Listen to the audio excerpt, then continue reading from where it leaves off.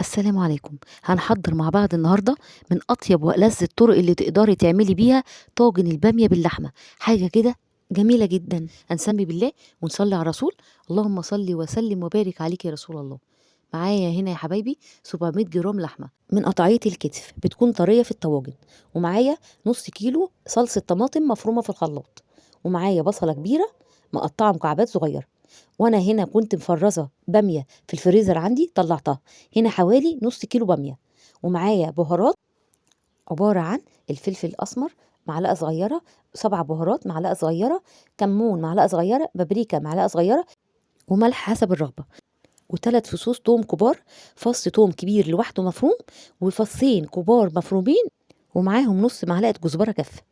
هنا يا حبايبي معلقه سمنه كبيره او زبده، وعليها معلقتين زيت بتسخن كويس جدا، وبنزل بقطع اللحمه واشوحها حلوه قوي علشان تقفل المسامات بتاعتها. كل ما احتفظت بالعصاره بتاعتها داخلها كل ما يكون طعمها حلو قوي يا بنات.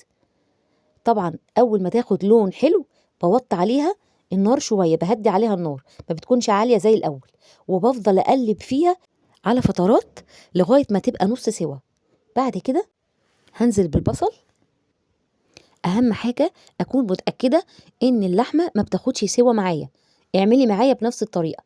لو كانت بتاخد سوا هتضطري بعد ما تشوحيها تزوديها كوبايه ميه، وتستني لغايه ما الميه تجف خالص منها، وبعد كده ابدأي دخلي البصل وابدأي اعملي معايا الخطوات الجايه.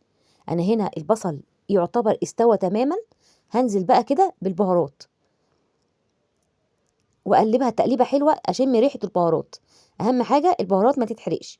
وبعد كده انزل بالطماطم الفريش او طماطم مصلوصه. لو هتستخدمي صلصه متسبكه زودي معاها كوبايتين ميه، وهنزل عليها بفص الثوم لغايه ما تغلي. اول ما غليت هنزل بالباميه المفرزه. لو الباميه ما كانتش مفرزه كانت فريش وخضره كنت هنزل بالباميه الاول قبل الطماطم واشوحها مع اللحمه. اما هنا يعتبر المتفرزه يعتبر واخده حوالي ربع سوا، فانا مش عايزاها تتهري، فعشان كده استنيت.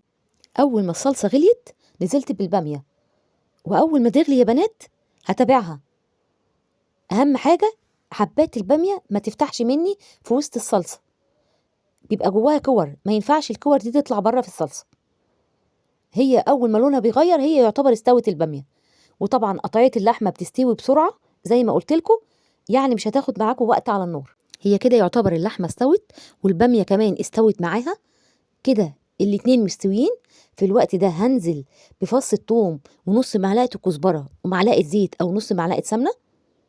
اول ما اشم ريحه الثوم هطش بيه الباميه.